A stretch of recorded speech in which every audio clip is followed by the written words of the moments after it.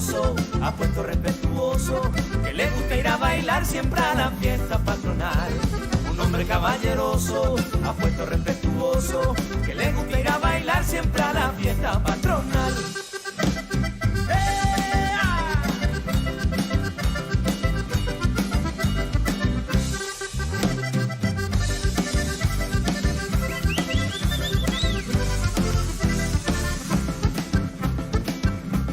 Por si no te diste cuenta, hoy te quiero confesar que desde hace mucho tiempo contigo empecé a soñar.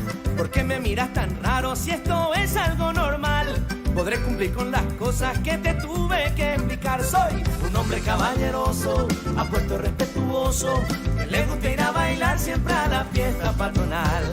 Un hombre caballeroso, apuesto respetuoso, y estas dos cosas son las que no te van a faltar. Quien te cante una canción, quien te quiera sin temores, porque la vida se vive de momentos y emociones. Quien te cante una canción, quien te quiera sin temores, porque la vida se vive de momentos y emociones.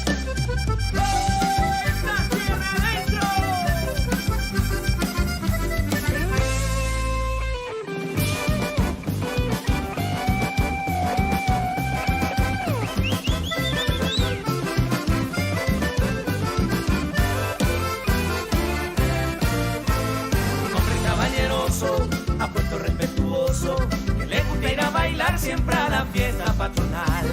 Un hombre caballeroso, apuesto respetuoso, y estas dos cosas son las que no te van a faltar.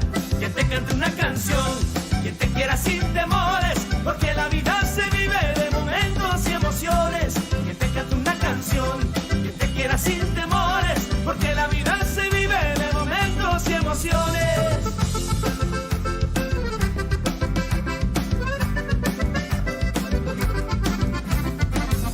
Caballeroso, apuesto respetuoso, que le gusta ir a bailar siempre a la fiesta patronal.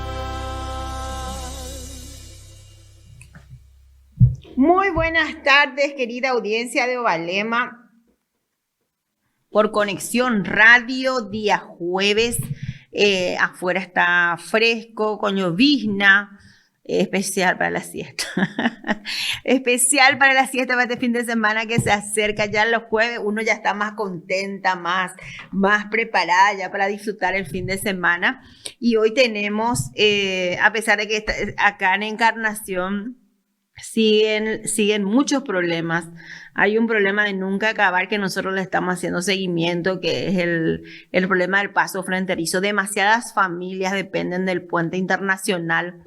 A diario, sí, decía justamente una señora que suele cruzar, decía, si antes eran 10.000, ahora debemos ser como 50.000, lo que estamos tratando de hacer rendir moneda a moneda, cruzando a la ciudad de Posadas, Argentina, para poder buscar estirar un poco esas moneditas que ganamos, ese dinerito que tenemos. Pero la desidia que raya lo criminal ya de las autoridades locales primeramente, acá los encargados del centro de frontera en primer lugar, realmente es terrible.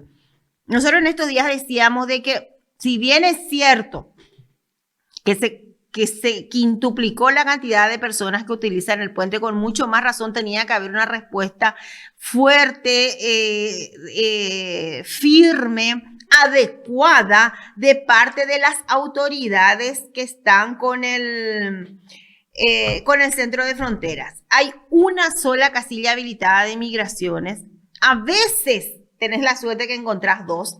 La fila es infernal. El puente internacional muchas veces está vacío. Del otro lado tenés 10 casillas habilitadas. No vamos de la mano uno con otro. No hay una fluidez en el tránsito. Y el problema es las multas por adelantamiento que ya se está aplicando, que ya salió la ordenanza de la Municipalidad de Encarnación y corresponde esa multa, pero también corresponde porque se ponen en peligro vidas dentro, al adelantarse, se pone en peligro vidas de seres humanos. Y es algo que se tiene que reglamentar, pero a la par también el centro de frontera, que intentamos hablar varias veces con los encargados, también falta dar de su parte lo que es la infraestructura, el personal adecuado y suficiente para poder encarar esa demanda que hay. Hoy se hizo una manifestación, decía una de las trabajadoras, si es que no hacen esta cola que a veces dura 7, 8 horas, nosotros no tendríamos necesidad de adelantarnos. Decía otro, estamos acá porque hay veces que solamente habilitan horas, habilitan una sola casilla. Nosotros llegamos al puente, el puente está vacío. A veces atienden, a veces ponen 2 y así estamos. Bueno. Sabemos que en estas 2 últimas semanas se está a full con el tema de las inscripciones de candidaturas. Todos los movimientos, las concertaciones, etcétera, están con eso. Se están definiendo quiénes van a ir a medirse en diciembre del 2018 por un lugar en las internas y quedar ya como candidatas. Nosotros tenemos ustedes saben, repito siempre esto para que se quede claro, yo soy muy fanática de las mujeres que llegan a ser candidatas, de las mujeres que están pugnando por un cargo y soy muy fanática también de la idea de tener un congreso, si es posible, en un 50% conformado por mujeres. Me encanta que poderosas y más todavía de la zona de Itapúa se estén candidatando, que estén pretendiendo llegar al Senado de la República y ojalá en todos los partidos puedan llegar mujeres capaces como es mi querida amiga Claudia Russer. Ella ya estuvo con nosotros contándonos de su trayectoria como gremialista, como trabajadora con el sector productivo industrial.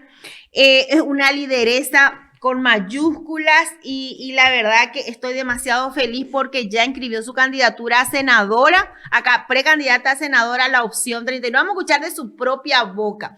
Bienvenida, querida Claudia, ¿cómo estás? Feliz, me imagino.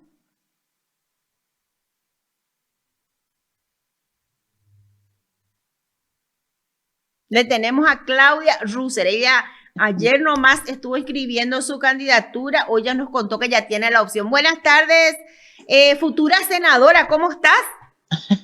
¿Qué tal, Perla? ¿Ahora me escuchas? Hola. Ahora te escucho. Bueno, hola, sí, ahora te escucho.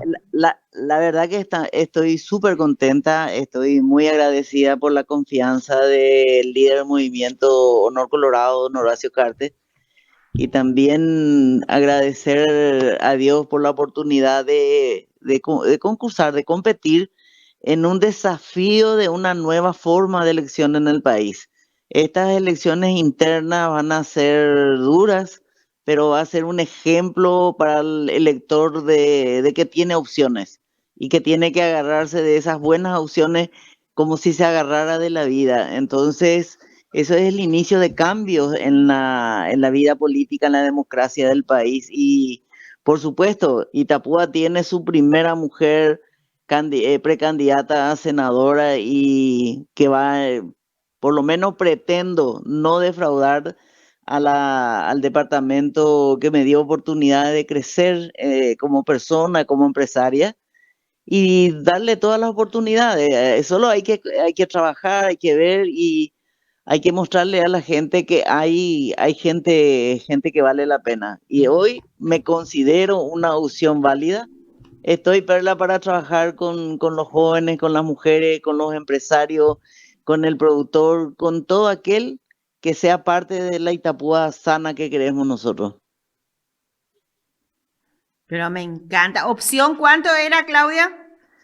Opción 31, así que es un número muy cabalístico, un número muy lindo.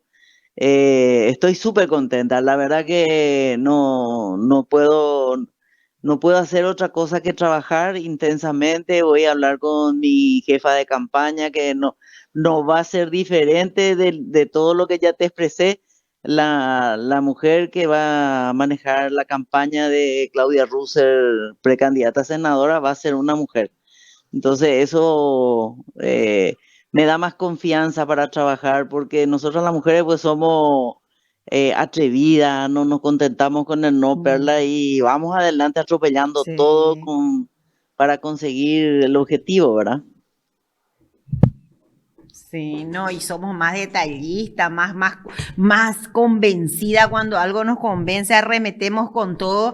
Y yo creo que, sinceramente, como te dije ya por teléfono, estoy muy contenta con tu precandidatura. Yo abogo por las mujeres en el Congreso Nacional. Espero que, estoy convencida que vas a estar como senadora ya, si Dios permite, el año que viene y ya trabajando por las mujeres de Itapúa que tanto necesitan. Mejor que nadie, vos que sos lideresa, que conoces la realidad, yo confío en que vas a llevar en alto el nombre del departamento. Ya es hora también que Itapúa tenga una mujer senadora que nos represente. Sí, lo que te quiero recalcar y quiero que lo tengas grabado, porque mucha gente se olvida que cuando ustedes los periodistas nos entrevistan en campaña, nos pasan el récord, nos pasan la grabación para recordarnos las mentiras que Mm. dijimos, que después nos sostenemos cuando estamos en el cargo. Yo te dije que mi compromiso va a ser trabajar con el gobernador, con los intendentes, con la sociedad civil, especialmente con las mujeres y los jóvenes de Itapúa, hacer mucha oficina en Itapúa, no clavarme solamente en Asunción y apoyar las gestiones, el trabajo administrativo como cabeza del departamento del gobernador. Ojalá Dios quiera nos permita tener un gobernador como el compañero Tito Vergara, con el que podamos trabajar con la misma ideología y con con el mismo pensamiento departamental y país, y podamos llevar adelante. De hecho, ya tenemos una alegría. Yo por lo menos estoy muy contenta porque un productor, una persona del campo, está sentado en la gobernación ahora, don Cristian Brunaga, ¿verdad? Entonces, es fácil trabajar así cuando tenemos diferencias, pero tenemos el bien común como centro de todo lo que es el trabajo de darle bienestar y felicidad, como dice nuestro principio de nuestra carta fundacional en el partido, ¿verdad? Tenemos la obligación de esta vez de cumplir esa carta fundacional, darle seguridad, darle contención y sobre todo felicidad, que es lo que necesita mucho nuestro país, Perla. Así mismo. Vos sé que yo hace 20, más de 20 años que le conozco a Tito Vergara. Siempre digo eso que hoy por hoy el Partido Colorado está dando buenas opciones para los electores y eso, al menos en Itapúa, los que yo voy conociendo y los que ya conozco, como el caso de Tito, que yo sé de su valía como persona y los ideales que él tiene, muchas veces hemos debatido la problemática que tiene Itapúa y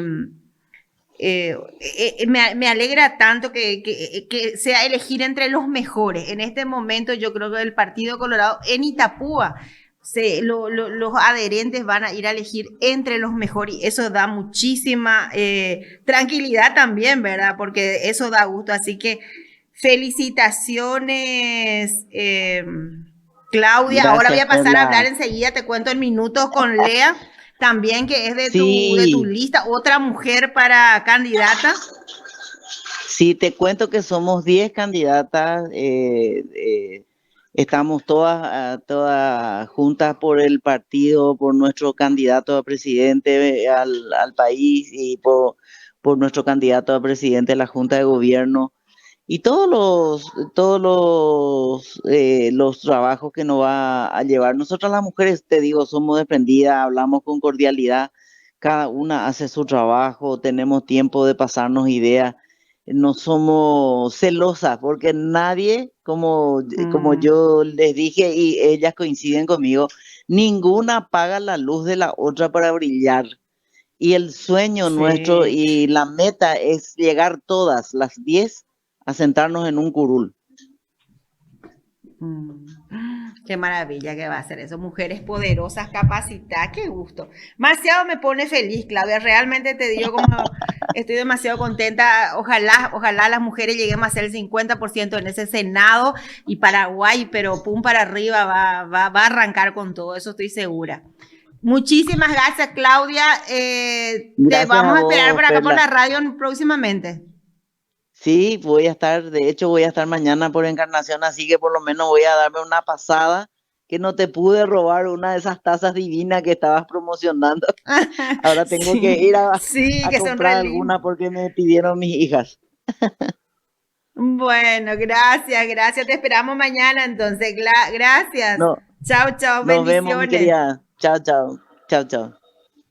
Bueno, así hablamos con Claudia Russer, candidata al Senado, como dije, a nivel de Itapúa, hasta ahora, hoy que oíste, muy buenos candidatos en todos los partidos, se está viendo, están ofreciendo, obviamente ahí presentando en el medio, eso no hay que descartar tampoco, pero están hay buena calidad de gente capacitada, hay esperanza, está bueno eso. Y mayor esperanza hay por el hecho de que hay varias mujeres. De hecho, decía Claudia que son 10 dentro de Honor Colorado. Hay que ver ahora en Fuerza Republicana cuántas mujeres están. Es importante la participación de la mujer. Aquellas listas que están ofreciendo candidatas, está bueno porque si hay democracia tiene que haber representatividad femenina. Ahora vamos a hablar con otra candidata también al Senado por Honor Colorado, una mujer muy preparada, muy capacitada, al igual que Claudia, también con muchas ganas de entrar, de ofrecer su sapiencia en pro de lo que es la necesidad en el Paraguay. Eh, y me encanta que sean también mujeres. Vamos a tratar de entrevistar a todas las candidatas mujeres de todas las listas. Ya hablamos con todas las que son candidatas a la presidencia, con las 4 candidatas a la presidencia ya hablamos también en el programa. Esta oferta que hay es imperdible, o sea, si los adherentes no aprovechan, todos los ciudadanos no aprovechamos esta oportunidad que tenemos de cambiar ese Congreso Nacional, de poner gente nueva, gente capacitada, con nuevas ideas, ya no sé. Acá ya la decisión está en manos de los paraguayos, de los ciudadanos, de los votantes y en especial de los jóvenes, esos 2 millones de jóvenes habilitados para votar y que tienen un futuro por delante, tienen que aprender a elegir bien. Y elegir bien implica elegir a los mejores. Si bien es cierto, dicen algunos detractores que a veces tener un montón de títulos no siempre va de la mano con la calidad de persona o que para ser un buen profesional tenés que ser buena persona. Porque una mala persona difícilmente sea un buen profesional. Entonces es importante tener gente capacitada, gente preparada, porque es un congreso donde se decide y se define las leyes del país, las normativas que regulan un país. Entonces, por eso es fundamental tener gente preparada dentro de ese congreso. Por más que uno tenga la mejor intención, si no tiene esa preparación académica, es insuficiente. Y eso, por muy poético que parezca decir, no, tiene buenas intenciones y va a ocupar un lugar en el congreso, no es suficiente. Tenemos que dejar de romantizar eso porque eso no es la realidad. Y llenamos un Congreso Nacional con 30, 40, 50 asesores por congresista y que sale muchísimo más caro para el país. Bueno, estamos ya con la doctora. Ahora tenemos el grato placer también de compartir un espacio con la candidata a senadora por Honor Colorado, la doctora Lea Jiménez. Bienvenida, doctora Lea, al programa Ovalema por Conexión Radio. Bienvenida. ¿Cómo estás, Perla? Un gusto saludarte. Un saludo a toda Itapúa y a toda tu audiencia. Un placer estar contigo. Contentísima. Recién terminamos de hablar con Claudia Russell, que nos contó ya que tiene la opción 31. Yo estoy muy feliz, te cuento, de ver mujeres poderosas con las intenciones de acceder. Me encanta, lo aplaudo, pero feliz, porque cuanto más mujeres estén en el Congreso va a haber un gran cambio en el país. Gracias, Perla. Realmente qué gusto que hablaste con Claudia. Es una mujer a quien yo respeto muchísimo. Tiene una trayectoria impresionante y más que nada lo que tiene también es amor al Paraguay y patriotismo, Sí, que creo que es algo que tenemos en común y que nos une en esta iniciativa de sumarnos al Congreso. Creo que también lo que decís de que hacen falta más mujeres ahí que nos representen, pero que representen también un ángulo diferente tal vez de repente de lo que es la política pública. Y bueno, la diversidad creo que es positiva en ese contexto. Finalmente, las mujeres representamos el 50% y tenemos que estar en esos lugares de toma de decisión. así mismo. Lea, contame un poco de vos para la gente que todavía no te conoce, muchos que ya estamos en el tema, ¿verdad? Ya sabemos tu trayectoria, pero ¿cómo te presentás vos a la gente de Itapúa? Como senadora también vas a necesitar votos de todo el país. ¿Cómo te presentarías vos a la gente de todo el sur del Paraguay? Sí, muchísimas gracias, Perla. Una linda pregunta, la verdad que no pensé, me preparé para todos los temas económicos y bueno, voy a contarte así muy naturalmente. Yo soy una mujer paraguaya, salí afuera a estudiar cuando era muy joven. Regresé al Paraguay justamente con toda mi familia y dos niños. Y ahí es que empiezo a trabajar. Bueno, trabajé a nivel internacional, hice un doctorado, estuve trabajando incluso en países como Afganistán y Bangladesh en algún momento. Y después A la también pucha. trabajé en los países de América Latina y el Caribe. Tuve una oportunidad inmensa, un aprendizaje increíble que se da cuando uno tiene esa oportunidad. Por supuesto, llegué a hacer el PhD con muchísimo sacrificio. Creo que de alguna manera me siento una persona tremendamente privilegiada. Y lo que más siento en el corazón, y te soy súper sincera, creo que mi historia no debería ser una rareza, sino más bien debería ser el común, digamos, entre todos los paraguayos. Algo que compartimos mucho y conversamos mucho con Santiago es que tenemos que trabajar muchísimo más fuerte en generar acceso a oportunidades para la gente, y eso es algo que me motiva muchísimo. Nosotros tenemos un país tan potente, con tanto potencial, con un capital humano inmenso. Y no podemos permitir que ese capital humano se pierda. Y entonces yo cuando vine a Paraguay trabajé como viceministra primero.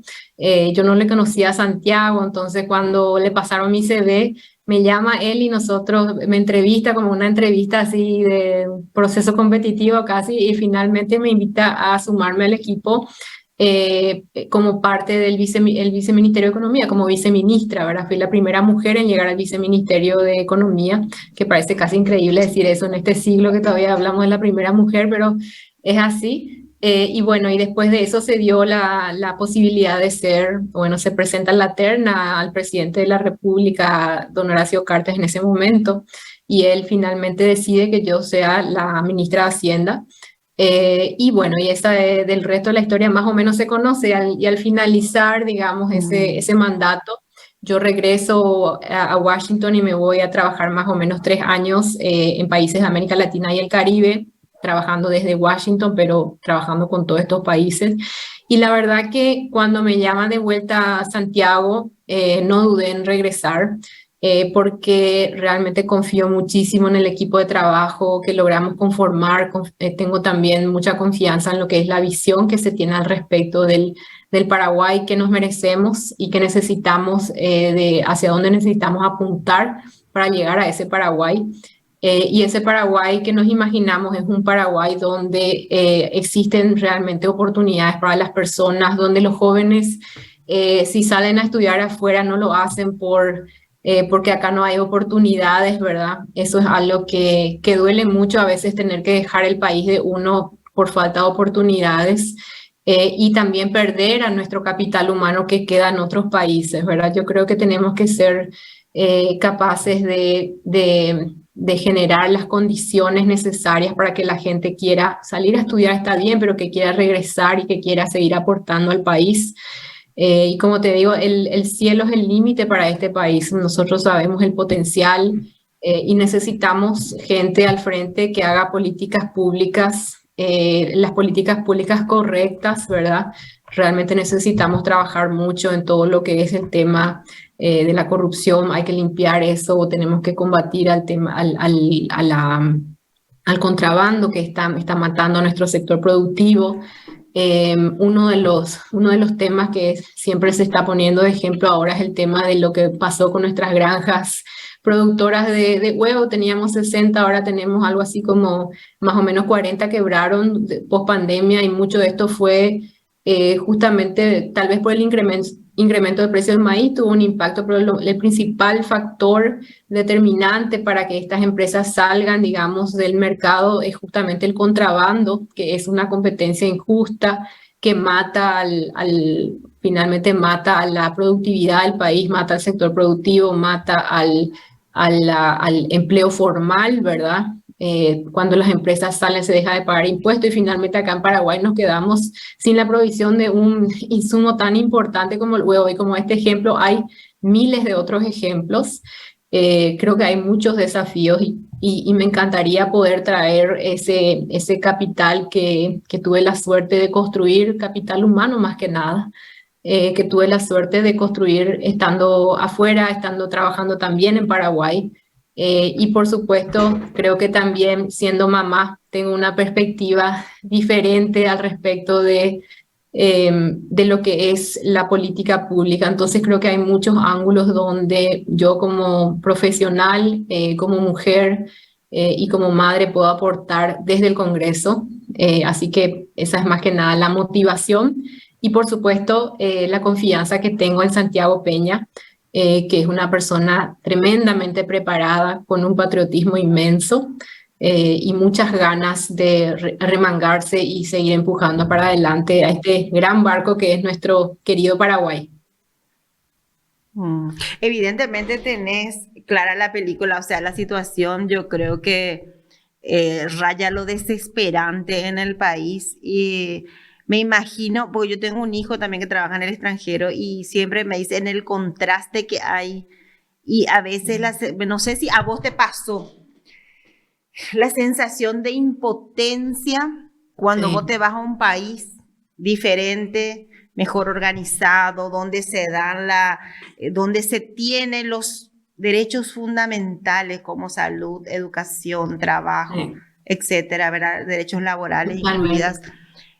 Y él me dice, mi nene, le digo yo, pues ya tiene casi 30 años, pero mi nene me dice, es una sensación, una mezcla de dolor, de impotencia y de no saber cómo. Yo no sé si a vos te pasará, si vos ya tenés preparado porque también al entrar a mí me pasa muchísimo eso. Sí, a mí me pasa muchísimo eso, Perla. A veces también me duele mucho las discusiones que se dan para dentro del Congreso. En este momento hay tantas discusiones que están totalmente politizadas, cuando estamos dejando de lado realmente a los problemas reales que está experimentando la gente. Nos ocupamos de la pelea política y abandonamos realmente a todos los paraguayos en ese proceso. Creo que eso es tremendamente doloroso. Estoy de acuerdo también en que mirando, o sea, teniendo esa mirada desde afuera, uno siente mucha impotencia. Por eso también cuando tuve la oportunidad de regresar, cuando vi que había cosas, digamos, positivas, vine lo más rápido posible, porque yo creo que ningún paraguayo se va de Paraguay porque quiere ir. No quiere Todos somos súper amantes de nuestro país, ¿verdad? A pesar de todos los desafíos. Y creo que tener la oportunidad de aportar es algo a lo que uno no puede decir que no. Entonces, ahí cuando vos estás diciendo, cuando uno ve en otros países, por ejemplo, te digo, me tocó vivir en Estados Unidos y llevar a mis chicos a la escuela pública allá. Y es una maravilla, o sea, yo digo, ¿por qué en Paraguay no podemos tener unas escuelas públicas realmente de altísimo nivel? Porque ese es el igualador más importante en una sociedad. Y por supuesto, es un desafío inmenso, ¿verdad? Pero como sociedad tenemos que ser capaces de llegar a consensos, arribar a consensos que nos permitan realmente modernizar nuestro sistema educativo y nuestro sistema también de salud, que tiene muchas debilidades que finalmente se traducen en muchísimo sufrimiento de mucha gente, ¿verdad? Y a mí lo que más me duele de todo este panorama es que cuando yo escucho a la gente, hay mucha gente que reacciona incluso a mi propia candidatura o la candidatura de otros partidos, ¿verdad? La gente responde de una manera muy, muy fuerte, muy agresiva a veces. Y a mí, en vez de, no es que me enoja, me duele en el sentido de que me doy cuenta de que hay muchas cicatrices en nuestro país, que nosotros, digamos, yo ya no soy tan joven, pero digamos, mi generación y las generaciones que se vienen, tenemos, digamos, que el desafío de empezar a sanar esas heridas, heridas del pasado. Aprender, sí, del pasado, no nos vamos a olvidar de muchas cosas, aprender del pasado, pero ser capaces también de forjar un futuro, ¿verdad? En base a esos aprendizajes, y no importa las diferencias que existan, yo creo que todos queremos que nuestro capital humano sea más fuerte, y capital humano son seres humanos, ¿verdad? Son personas que necesitan de buena salud, que necesitan de protección social, que necesitan de un ingreso hoy, ¿verdad? Muchas familias, o sea, imagínate lo que es la inflación general es 11.4, ya es mucho, ¿verdad? Pero cuando vos te fijas, por ejemplo, en la canasta familiar, te enfocás más de cerca en los productos que más consumen las familias, por ejemplo, una familia que gana alrededor del salario mínimo, generalmente cuestiones como alimentos, como vivienda, como medicamentos, como combustible, la inflación en esos productos que sí o sí necesitamos comprar es mucho más alta, está alrededor de más o menos el 25%. Y eso significa que en un año perdimos la capacidad de comprar una cuarta parte de nuestra canasta de compras, ¿verdad? O sea, es casi impensable, es decir, de cada 100 que gastábamos, 25.000 hoy, o sea, 25.000 menos vale nuestro dinero, ¿verdad? Y es una cosa tremenda, creo que no es difícil de dimensionar lo que esto significa a nivel nacional en términos del impacto nefasto que tienen muchas familias, y ni hablar si es que llegamos a enfermarnos y después uno tiene que terminar con unas, ¿cómo se dice?, unas deudas médicas, si es que tenés la suerte siquiera de que alguien te preste la plata, ¿verdad? O sea, ahí hay muchos desafíos en los que tenemos que trabajar, además de salud y educación, y de transparentar también el gasto en esto, especialmente en salud, y tener buena trazabilidad de los medicamentos, ¿verdad? Sí. Creo que tenemos que trabajar mucho también en la parte del acceso a crédito, más todavía en el contexto post-pandemia, ¿verdad? Creo que todavía hay una parte importantísima de la población que no tiene acceso a crédito, y que hoy el sistema financiero realmente no está mirando a ese grupo de personas, ¿verdad? Creo que tenemos que ser capaces de generar esos instrumentos, tanto a nivel de los trabajadores, por ejemplo, que para quienes es prácticamente imposible comprarse una casa a crédito, porque son demasiado caros los créditos, son demasiado altas las cuotas. Nosotros tenemos que encontrarle una solución a ese desafío.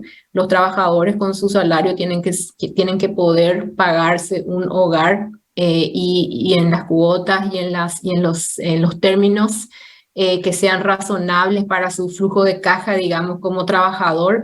Y lo mismo tiene que darse a nivel de las empresas, ¿verdad? Creo que tenemos que seguir profundizando los productos financieros que permitan por ejemplo, incluir financieramente a las pequeñas, medianas empresas, a los microempresarios, ¿verdad? Que todavía tienen mucha dificultad para acceder a ese crédito, que es como prácticamente la sangre que nos permite funcionar, digamos, en los distintos emprendimientos de cada uno. Entonces, hay mucho trabajo que hacer. El trabajo siempre es mancomunado entre el sector, entre el Poder Ejecutivo y el Poder Legislativo. Y creo también, hablando con mucha gente de la UIP joven, por ejemplo, ellos hablaban de la necesidad de desarrollar una política industrial, que imagínate que no existe hoy en nuestro país una política industrial. Es casi increíble porque realmente ese es el paso que tiene que dar nuestro país para generar un motor, digamos, La política adicional. energética, la cuestión Sí, energética, un país exactamente. combinacional y que no explota no tiene un ministerio de energía, Que no aprovecha. una política energética, y por ahí voy, o sea, es evidente, Lea, Sí, que vos y tenés vos clara sabés la que Perla, película. Ahora, viste que vos hablaste del tema corrupción, o sea, por un lado está toda la problemática que claramente, y está bueno que conozcas a profundidad que la necesidad, como te dije, es desesperante. Todo lo que dijiste es tal cual. Pero llegando al Senado, y ojalá, repito, ojalá lleguen muchas mujeres porque tienen esa empatía necesaria que tal vez en los varones no se da de ver ciertas cosas que ellos no ven. Pero como al ser un órgano colegiado, al depender también de otros, y teniendo la amenaza constante de la corrupción que impera en todas las instituciones del país, ¿cómo vos crees que vas a poder llevar a cabo? ¿Cuál va a ser tu primer proyecto cuando vos llegues? Cuando vos estés en el Senado, diga, bueno, yo ahora empiezo a trabajar. ¿Qué vas a hacer primero, Lea? mira, yo creo que esto que decís es clave, ¿verdad? Este concepto del cuerpo colegiado es algo que me dijeron ya anteriormente. Creo que tener voto es muy importante, tener voz es tremendamente importante. Y yo creo que estar en el Congreso te permite tener la voz y ser la voz también de mucha gente, ¿verdad? Mucha gente a la cual tal vez hoy no se le está escuchando. Y creo que ese es un poder inmenso. Yo espero y considero que tengo la capacidad, uno, de escuchar a la gente y otro, de traducir eso en políticas públicas que resuelvan esos desafíos que las personas están enfrentando.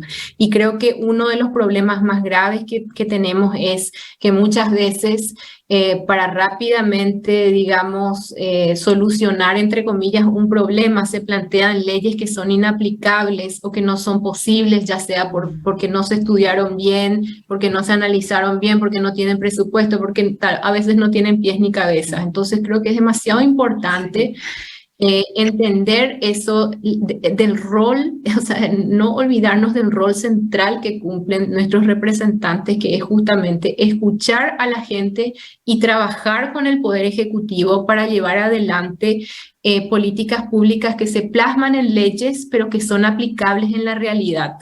Y creo que eso es clave. Vos me preguntás cuál es la primera ley. Yo creo que nosotros va a depender mucho de cómo exactamente va a dejar este gobierno y nuestra economía, ¿verdad? ¿Cuál va a ser la situación? Yo creo que el foco principal es la reactivación económica. Como te mencionaba anteriormente, necesitamos generar vehículos no solamente temporales como el FOGAPI, que viene nace en el contexto de la pandemia como para un auxilio para las pequeñas, medianas microempresas, digamos. Tiene que haber un modelo que nos permita tener eso de manera sistemática, tiene que ser parte de nuestra política pública, y de la mano de eso vienen muchos otros factores. Por ejemplo, es muy caro hoy para las pequeñas, medianas y los microempresarios generan más o menos más del 70% del empleo. Mucho de ese empleo sigue siendo informal. ¿Por qué es informal? Porque le cuesta mucho, el costo de generar empleos formales es muy alto para las microempresas y para las pequeñas y medianas incluso. Entonces, en ese sentido, nosotros necesitamos de facilitar ese proceso de formalización, como por ejemplo, traduciendo eso en tal vez un modelo específico para que estas empresas puedan hacer el aporte social en nombre de sus empleados, es decir, que sean parte del sistema previsional, pero que sea un modelo diferenciado, que sea un poco más barato. También es importante trabajar, por ejemplo, de manera armoniosa entre el Poder Ejecutivo, el Legislativo y el sector privado, para, por ejemplo, generar empleos formales en el ámbito de la construcción. La construcción va a ser nomás un motor importante, va a seguir siendo de nuestra economía, lo ha sido y va a seguir siendo porque tenemos muchas brechas que cerrar, pero también es un generador muy importante de empleos. Lastimosamente, muchos de los empleos que se generan en el sector de construcción son empleos informales, entonces ahí también tenemos que trabajar con ellos para ofrecer tal vez desde el Estado la posibilidad de elevar, de generar, por ejemplo, mandos medios que son tan necesarios en este sector, que puedan tener ¿cómo te voy a decir? Un servicio de mucha mayor calidad, una mayor preparación, ¿verdad? Eso, por ejemplo, la SINAFOCAL, el SNPP pueden trabajar en eso de manera más proactiva y finalmente de esa manera también hacer que la productividad misma de ese trabajador sea mayor y por supuesto ahí se genera un incentivo importante para este sector de formalizar a estos empleados en los cuales se ha invertido de manera importante, digamos, para que esa productividad sea mucho más alta. Creo que hay también un tema importante que es, bueno, como decía, todo lo que atañe a la generación de empleos. En este momento, por eso digo, vamos a ver cómo termina la situación, cómo entrega, digamos, el país este gobierno. Pero hay países como Colombia que plantearon lo siguiente, dado que salimos de la pandemia y vinieron unos choques adicionales como la situación en Ucrania y Rusia.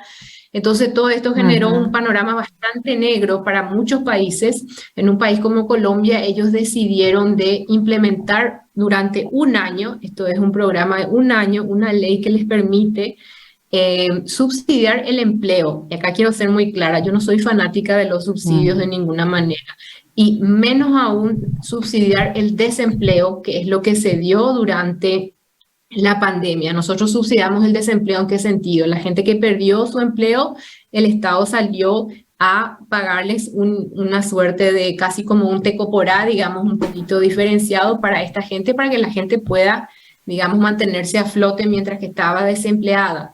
Pero hay un modelo diferente que genera unos incentivos un poquito diferentes que se llama un subsidio al empleo. Entonces, esto permite que la gente siga trabajando, siga produciendo y en el caso de Colombia, ellos armaron por un periodo de un año que a todas aquellas empresas que generen nuevos empleos, el Estado les subsidia una proporción. En el caso de Colombia era más o menos 25%, y esto tiene una fecha de expiración, y es como un puente que te permite hacer que la gente no esté desempleada, que siga aportando a la protección social, que siga, digamos, trabajando, produciendo, ¿verdad? Y que las empresas se sigan moviendo, es decir, que la economía se siga impulsando. Y lo interesante, como decía, es que tiene una fecha de expiración, es decir, no es algo a lo cual vamos a convertirnos en adictos, sino que nos va a permitir suavizar este periodo tan difícil.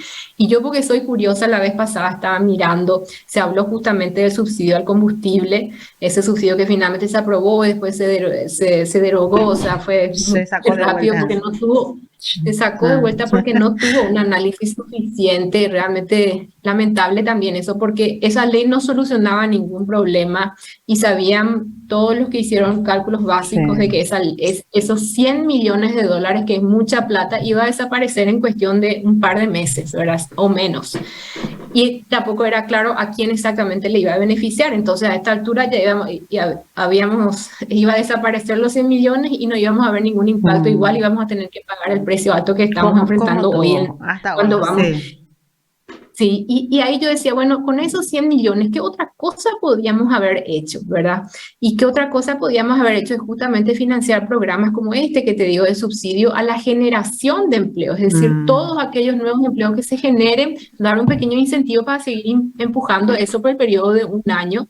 Y esto sale, si vos cubrís más o menos a 50.000 empleados por el periodo de un año, más el aguinaldo incluso, esto te sale más o menos 50 millones de dólares. Y si cubrís 100 millones de nuevos empleos, que es muchísimo para nuestra economía, esto te sale más o menos 100 millones de dólares. Entonces yo decía, qué locura, o sea, esto podría hacerse y esto sí beneficia directamente a uno al seguir empujando a la economía, generar los incentivos adecuados, ¿verdad? Y tiene una fecha de expiración, entonces va a permitir realmente, es como un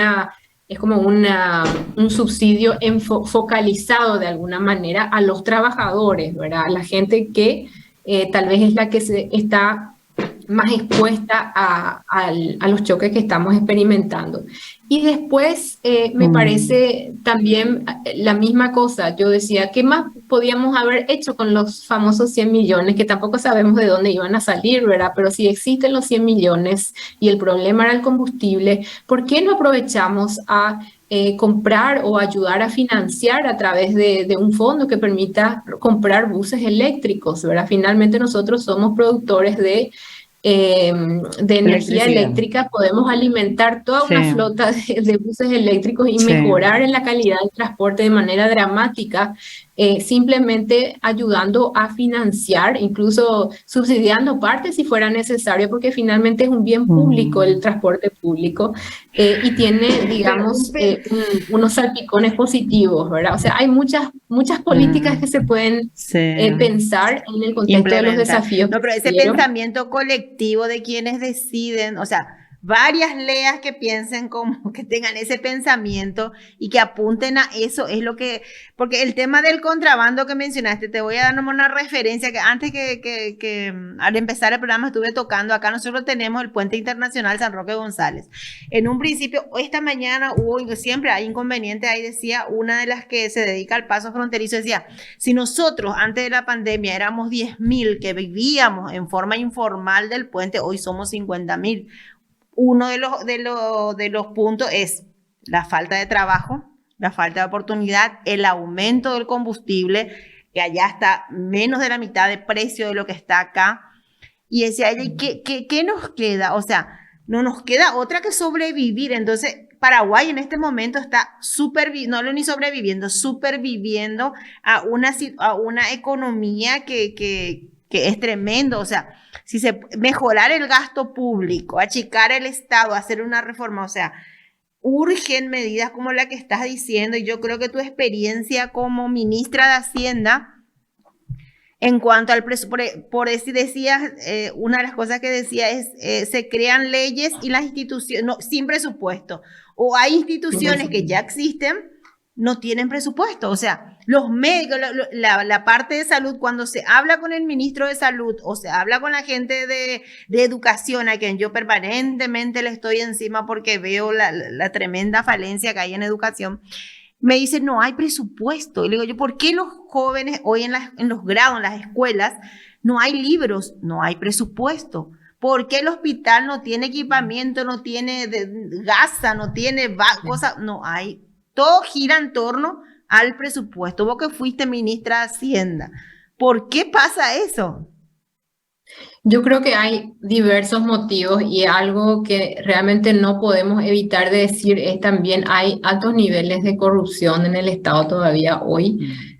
Algunas veces es tremendamente difícil de identificar eso. Creo que una de las cuestiones que mencionaba anteriormente a mí me parece central. Ahora justamente había mucha preocupación en el Congreso al respecto de la trazabilidad de los cigarrillos, por ejemplo. Y los cigarrillos en principio que se está diciendo que terminan en Brasil. Yo creo que la trazabilidad que nos tiene que preocupar muchísimo más es la trazabilidad de los medicamentos, ¿verdad? ¿Dónde terminan todos esos medicamentos que compra el Estado? Y para que me entienda tu audiencia, Perla, la trazabilidad significa no solamente saber dónde se fabrica, el punto de partida, cuándo sale, sino todo el recorrido que hace este medicamento hasta llegar a ese consumidor final, porque nosotros compramos muchísimos medicamentos, muchísimos insumos, pero por el camino se va perdiendo o no sé exactamente qué pasa, no podemos saber porque justamente no podemos seguir, no hay esa trazabilidad, por más de que existan recetas y todo lo demás. Hay muchas veces también medicamentos que terminan expirando, que se compraron, no se sabe cuánto se va a usar, o sea, una falta de gestión. Esa gestión es demasiado importante y creo que ahí también es clave el tema de la digitalización del Estado. Incluso hoy hay recursos que no sé por qué no se implementó, no se ejecutaron esos recursos, pero hay un proyecto que tiene recursos que estaban disponibles justamente para ese proceso de digitalización que tiene que darse, que va a permitir justamente transparentar los procesos burocráticos, mejorar los procesos burocráticos, cambiarlos, actualizarlos, eliminar la burocracia innecesaria. O sea, de eso se trata la digitalización, no es comprar software nomás y le metes la digitalización. No, acá es repensar los procesos y que sean digitales y que exista una mayor trazabilidad de las decisiones que se toman, de lo que se hace con los recursos. Y un tema, Perla, súper importante que a veces la ciudadanía se olvida, es que en el contexto de la pandemia se aprobaron el famoso préstamo, o sea, el permiso para endeudarnos hasta 1.600 millones de dólares originalmente, luego se amplió otra vez. Creo que en ese momento, no creo, estoy segura que en ese momento una de las, digamos que, monedas de cambio era, bueno, el Estado se va a endeudar, nadie quiere endeudarse, pero no hay otra. Sin embargo, el Estado tenía que dar algo a cambio, que era justamente la reforma del sistema de abastecimiento público, que hasta hoy día, 2 años después, no se ha aprobado todavía. Ahora por lo menos se empieza a discutir porque también se le está metiendo mucha presión. Estamos tratando de empujar eso para que eso se apruebe. Esa ley va a ser muy importante si es que no se toca demasiado, porque va a permitir justamente cerrar muchos de esos agujeros por donde se escapa nuestro dinero, ¿verdad?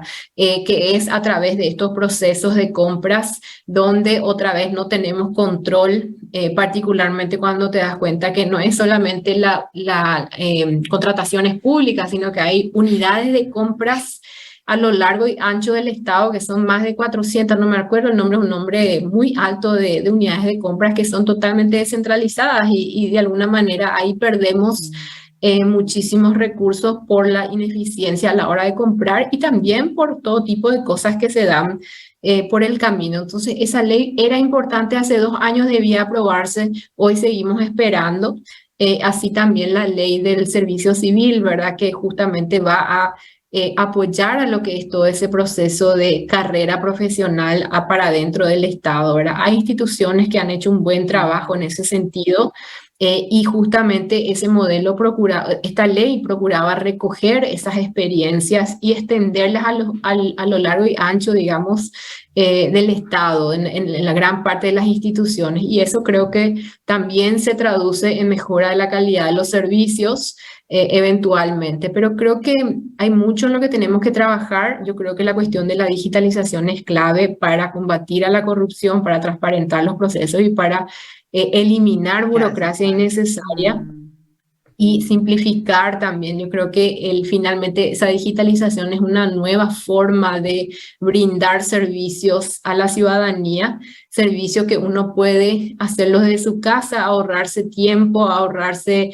viajes, días a veces que tenemos que gastar para hacer un trámite tan simple, ¿verdad? Y ni hablar si sos una microempresa, un emprendedor o una industria que quiere venir a Paraguay, ahí te tardás meses, sino años, simplemente para tener toda la documentación para estar habilitado para operar. Pero entonces, todo eso tenemos que ir trabajando y transformando. Demasiado a gusto hablar contigo, lastimosamente nuestro tiempo es demasiado corto. Decime una cosa, obviamente el país vio el intercambio de opiniones, me gustó ver una mesa llena de mujeres candidatas, pero sacando el tema de que fue con otra mujer y cómo se dio pero ¿qué vos sentís? Porque me imagino que no ha de ser la única vez donde te atacan por el hecho de ser una mujer muy preparada y de repente estar pugnando en un partido que, quieras o no, tiene mucho impresentable adentro, tiene muchos casos de corrupción como todos los otros partidos, pero de repente es el que está a cargo del Estado hoy. ¿Qué sentís? ¿Qué respondés a eso? ¿Cómo se da tu...? Gracias por la pregunta, Perla. Creo que es una pregunta muy, muy justa y muy, muy valiosa también para mí.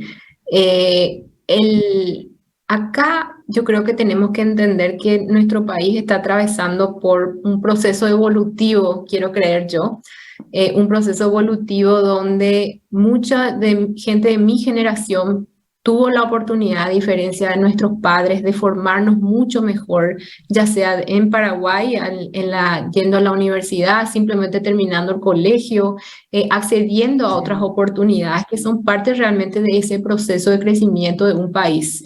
Y eso se refleja en nosotros de alguna manera. Y existe, me parece a mí, un proceso natural de recambio. Entonces yo me siento llamada a sumarme. Yo me siento que no puedo yo decir que no. Que podés hacer Por el más cambio. que no es fácil, yo pudiera estar disfrutando de otro trabajo en el sector privado, incluso fuera del país. De hecho, renuncié al trabajo, al puesto, un excelente puesto que tenía el cargo técnico más alto que ningún paraguayo haya alcanzado en el Banco Interamericano de Desarrollo.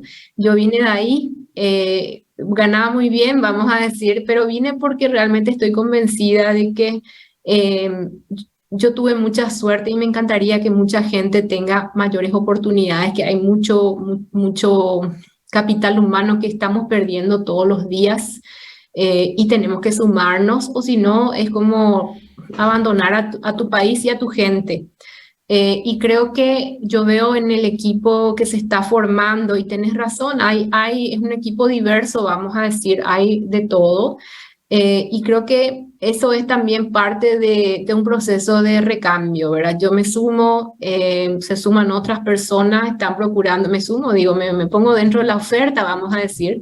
Y finalmente la belleza de eso es que hoy el paraguayo los paraguayos y las paraguayas tienen la oportunidad o tenemos la oportunidad de elegir a nuestros representantes. Tal vez el sistema no es perfecto, pero te permite de alguna manera diferente a lo anterior de poder elegir a las personas que crees que te representen. Eso es muy importante, que es algo que vos estabas mencionando al inicio del programa. Hay que aprovechar esa oportunidad. Hay que aprovechar esa oportunidad. Así y los mismo, jóvenes, se nos está por cortar el enlace. Súper, súper. Bueno, un placer hablar un placer contigo, inmenso. Perla. Vamos a continuar porque mucho quedó pendiente. Me encanta, es importante Claro que la sí. gente conozca las opciones, las mejores opciones. Gracias. Muchas gracias, Perla, un gusto. Saludos a todos. Chao, chao.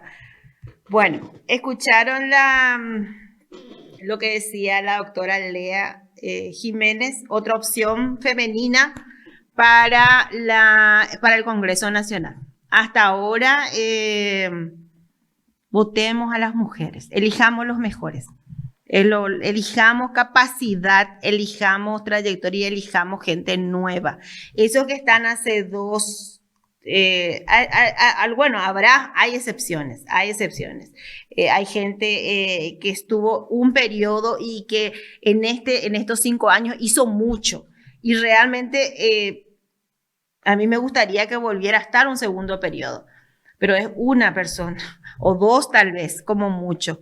Después el resto, hay gente que con tanta caradurez viene y dice, estoy buscando el 4.º periodo, estoy buscando el 3.er periodo. Y cuando se le pregunta, ¿y qué hiciste? Y ahí queda. Entonces es hora de renovar completamente ese Congreso Nacional. Y la Cámara de Diputados, sí que ni qué decirlo, ahí no se aplica el podemos estar mejor, ahí se aplica, tienen que irse casi todos, realmente. Bueno, queremos hablar también hoy con una persona que fue fiscal general del Estado.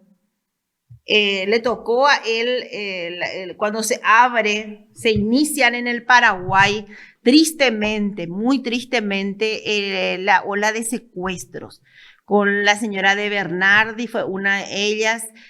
Fue un momento en Paraguay donde también nosotros, tipo ahora con el sicariato, en ese momento era todo un escándalo, todo un shock, un trauma para el país, haber vivido toda esa situación que era nuevo para nosotros, ¿verdad? Bueno, hoy después dejó de ser fiscal general y se abocó a trabajar en la profesión de abogado. Estoy hablando del doctor Oscar Germán Latorre. Él es abogado, estuvo, está ahora como abogado de diferentes causas bastante sonados. El caso de Víctor Bogado, por ejemplo, fue uno de ellos. El caso del diputado Ulises Quintana es otro. Son casos fuertes para el país y él estuvo defendiendo eso. Le estamos llamando, no sé, avísame cuando, para ver si podemos hablar con él.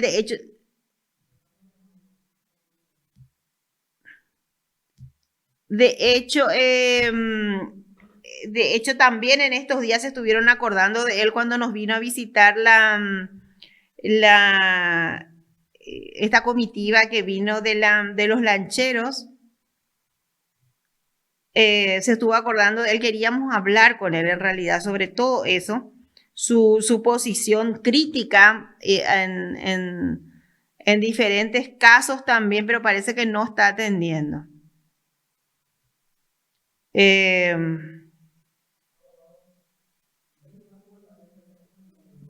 Estamos queriendo comunicarnos con él. ¿Está ya? Es fiscal del Estado, abogado, el doctor Latorre. Buenas tardes, doctor, ¿cómo estás? Bienvenido a Valema. Buenas tardes a todos. ¿Cómo estás, doctor? Acá para la zona de Itapúa, Encarnación, Colonias Unidas, toda esta zona te está escuchando. ¿Cómo estás, doctor? ¿Qué tal? Muy bien. Muy bien. Doc, contame un poco, tuviste varios casos bastante sonados. El reciente es el caso del diputado Ulises Quintana. ¿Cómo está ese caso del diputado, doctor?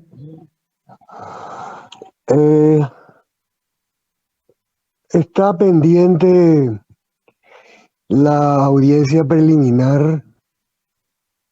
Precisamente esta mañana el Ministerio Público logró aportar los códigos de acceso a los audios que contienen las conversaciones del caso Berilo, de modo que las defensas puedan acceder a su contenido. Y con eso, pues yo creo que la jueza en cualquier momento va a señalar una nueva audiencia para que se pueda hacer esa audiencia preliminar. Doc, ¿cómo ves vos que estuviste en un cargo importante como fue la Fiscalía General del Estado, ¿cómo ves el desempeño del Ministerio Público en los constantes casos de corrupción, el ataque que hay hoy de la imagen del Ministerio Público? ¿Cómo ves eso, Doc? Pues yo creo que el Ministerio Público forma parte del Estado y de la sociedad.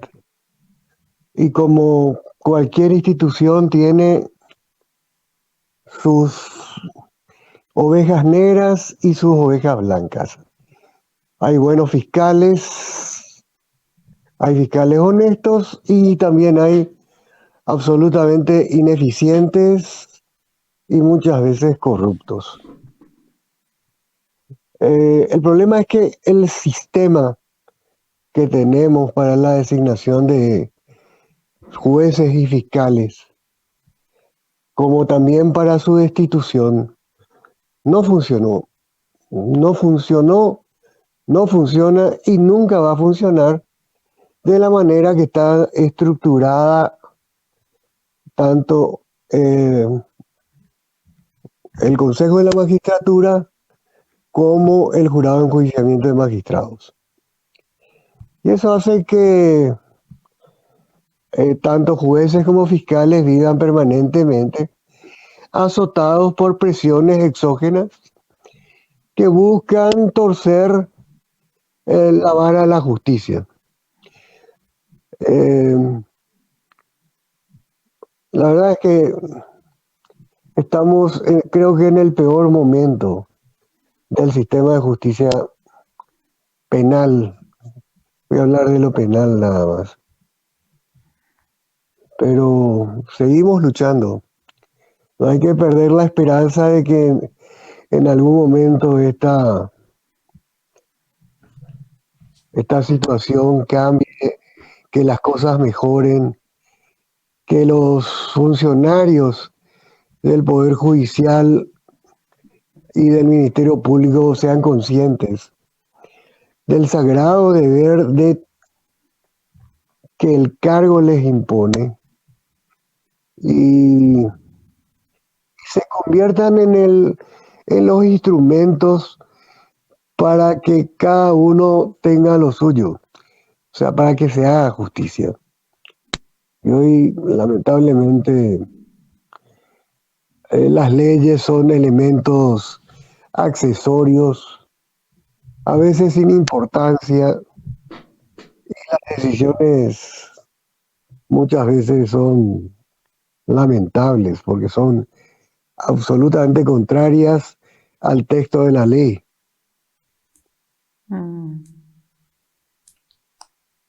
Sandra Quiñones, ¿qué opinión amerita? ¿Cuál es la opinión que según vos amerita, doctor? No quiero opinar sobre Sandra Quiñones, porque tengo que reconocer que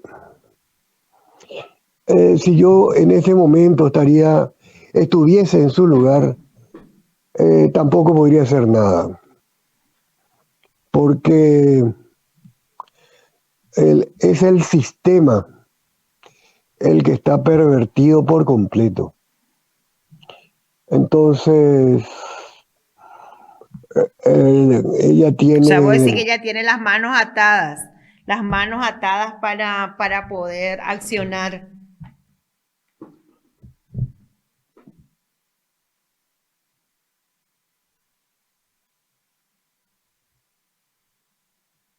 Parece que se cortó, pues no le escucho. Cristian. No lo estoy escuchando. ¿Salió? Hola. Ahí Hola. le escuché de vuelta. Ahí le escuché de vuelta. Ahora te escucho, Doc. Ahora te escucho bien. No, digo, Me que el decías. sistema está... La estructura del Estado está configurada de manera que el mejor fiscal general del Estado poco o nada puede hacer para contrarrestar los intereses políticos, financieros y de cualquier otro tipo que muchas veces inciden en la marcha del sistema de justicia. Sí, bueno, o sea que me llamó la atención cuando fuiste convocado en el caso de Ronnie Martí a dar tu testimonio. En una de las partes decía, nosotros cuando yo estaba como fiscal no teníamos la injerencia, o sea, trabajábamos en forma independiente sin ningún tipo de injerencia política. O sea, eso me llamó así la atención porque era como lo contrario a lo que está pasando hoy día, ¿verdad? Lo que pasa es que yo en aquel momento, y son tiempos diferentes, tenía las puertas cerradas a los políticos, pero las cosas cambiaron muchísimo en estos 17 años que transcurrieron desde que salí. Pero creo que cada uno es responsable y debe disfrutar de sus aciertos y cargar con sus errores. Y el tiempo va a permitir que cada uno sea juzgado de acuerdo con su gestión. Y en el caso de Sandra, creo que en marzo, febrero, marzo, ya vence su mandato Sí, ya termina. y en cuanto el Consejo de Magistratura ya va a convocar para la elección de un nuevo fiscal general. Y ahí viene la pregunta, ¿quién será el elegido? Porque Sí. Y sí, creo que los según políticos ya vamos a tener sí, ya vamos a tener inclusive las nuevas autoridades, ya va a ser inminente ya las nuevas autoridades también coincidentemente. Doc, ayer, en tal estos días vez, estuvieron sí, no, tal vez las elecciones próximas de abril y la toma de gobierno en agosto posterguen la designación del nuevo fiscal, porque es lógico, va a asumir un nuevo gobierno y el nuevo gobierno tendrá el interés de participar en la designación del fiscal general. claro, y lastimosamente buscar a alguien que responda también como lo hizo esta señora a otros intereses. Doc, te quería preguntar antes de finalizar, estuvieron en estos días la gente, vos habías llevado un caso acá de Encarnación de los lancheros, de los lancheros contra la entidad binacional Yacyretá por falta de pago de indemnizaciones. Ese caso, ¿cómo quedó, doctor? Porque ellos alegaban de que directamente luego, ¿verdad? De que se hizo un mal trabajo. ¿Cuál fue la historia de ese caso? No, lo que pasa es que la entidad binacional planteó la prescripción de la acción de reclamo y el juez y el tribunal confirmó la, la admisión de esa excepción de prescripción. Eh, Ocurrió de que ellos entre, entre sus idas y venidas lamentablemente tuvieron demoras que dieron pie a eso. Yo no estoy de acuerdo, pero la decisión se tomó. Y muchos de ellos especulaban con llegar a un acuerdo satisfactorio con la entidad binacional, pero también había otro problema, que era que la cooperativa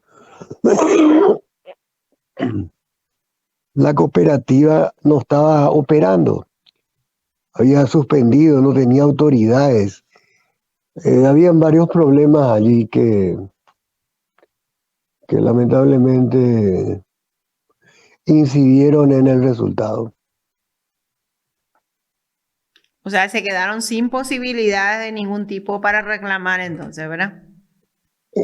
Yo no sé eso porque mientras en los últimos tiempos ellos tenían un diálogo con las entidades, con la entidad binacional, de modo a que la misma les brinde una suerte de indemnización pero yo ya no tomé parte de ese tema. Mm. ¿Y vos crees, Pero me doctor, que extraña que hayan, con esa, sí, no, me extraña que hayan dicho o se haya dicho de que hubo un mal trabajo, porque eh, lo que tratamos de hacer es construir un caso a partir de lo poco o nada que se tenía. No, ellos alegan de que al hablar de prescripción, que ellos entregaron todos los requerimientos que se les hizo seguramente desde tu despacho, era todos los requerimientos que se les hizo, ellos entregaron en tiempo y forma, o sea, en el tiempo establecido, No, lo que y que pasa, se presentó a lo que destiempo, eso pasa es lo es que que dicen. la prescripción se da entre el momento en que la obligación es exigible, o sea, la obligación de indemnizar, y el momento de la promoción de la demanda y su notificación. Entonces, no se trata de que ellos hayan o no acercado notas de requerimiento anteriores, porque esas notas no tienen efecto suspensivo ni interruptivo de la prescripción. Es cierto, ellos estuvieron mucho tiempo bregando porque la entidad, y era un justo reclamo, por cierto, que la entidad binacional los indemnice porque el daño patrimonial ha sido innegable. Pero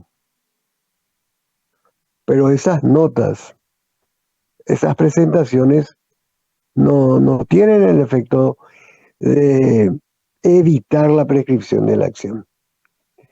Y el plazo es de 2 años. O sea, no es precisamente un plazo muy extendido. No, y evidentemente eso ellos no lo interpretaron así, por eso están ya otra vez, no, están nuevamente, digamos, intentando nuevamente lograr esa indemnización muy justa, realmente muy justa, porque quedaron sin trabajo, o sea, desde todo punto de vista, una pena que haya pasado lo que les pasó, pero evidentemente Es no tuvieron cierto. tampoco la Y yo explicación. creo que los afectados más directamente por la entidad binacional fueron los lancheros, Sí. pero sin embargo la indemnización le tocó a todos, menos a los que deberían haber sido considerados. Sí, así mismo. Pero entonces vía judicial ya, al menos en vía judicial ya se agotaron todas las instancias de ese lado, ¿verdad? En esa demanda sí. Mm. Bueno, doctor, muchísimas gracias por la comunicación. Espero que sigamos conversando. Ahora, cuando tengas novedades en el caso del diputado, vamos a estar luego atentos a cómo va ese proceso y a las órdenes, doc. Bueno, con mucho gusto. Muchas gracias. Bueno, así se fue un jueves con un programa súper intenso hoy de Ovalema. Lo que más me gusta de este espacio y que ojalá que traspase eso las pantallas es de que aprendemos muchísimo. Yo por lo menos aprendo muchísimo de cada invitado, interactuar con ellos, hablar con ellos, ver también el lado personal de los candidatos es fundamental. Vamos a tratar de traer a la mayor cantidad posible de candidatos que van a ser opción en las internas primero y después ni qué decir ya para las elecciones generales, para que la gente les conozca, para que converse con ellos, para que ellos escuchar quiénes son, qué pretenden hacer, si tienen idea de lo que pretenden hacer. Ya la época de juntar gente y aplaudir todo por cualquier boludez que dice ya terminó. Yo creo que hoy Paraguay post pandemia hay un antes y un después de la pandemia, ¿verdad? En todos los sentidos. Y Paraguay post pandemia ya no quiere más el circo que hay hoy en la Cámara de Diputados, que es la gran vergüenza nacional. Queremos un Congreso renovado, queremos autoridades renovadas y queremos un mejor país. Principalmente eso es lo que todos anhelamos. Muchísimas gracias por estar. Si Dios permite, nos vemos mañana, día viernes, nuevamente 15 horas, acá en este espacio que llamamos Ovalema por Conexión Radio. Gracias, gracias, gracias. Conexión Radio.